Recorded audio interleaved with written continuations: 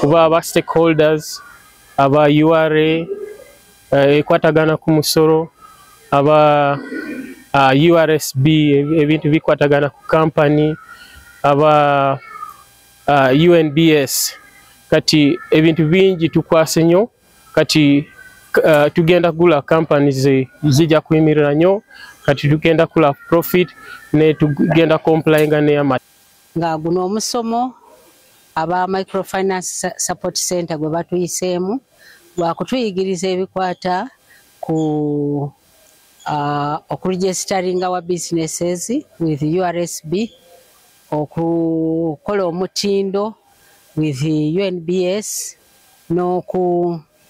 okuregisteringa with URA, okusasula emisolo. Yes, omusomo gubadde mulungi nnyo era tugwagadde. Wabula mulimuko ebisoomooza.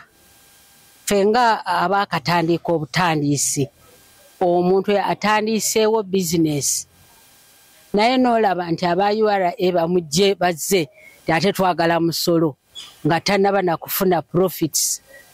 Bannange tubadde ekirungi nti tumaze ne tufuna amawulire nti myezi bagenda kubiteesaako okulaba nti ffe abalina obukolero obutono bajja kutulowoozaako okulaba nti basalako emisolo egyo naddala ogutandikirwako.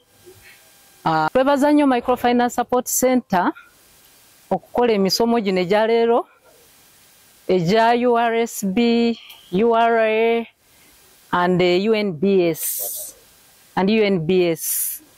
Emisomo gino gituletedde okuyiga kungi.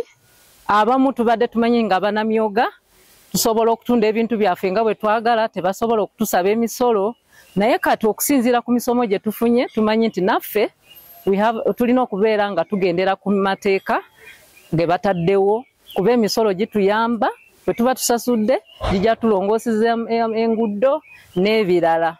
Era emisomo gibadde mirungi nnyo kati ngaffe aba mu food production and processing products zaffe ze tukola tulina ozisasulira emisolo. Waliwo kye batugambye ekya tax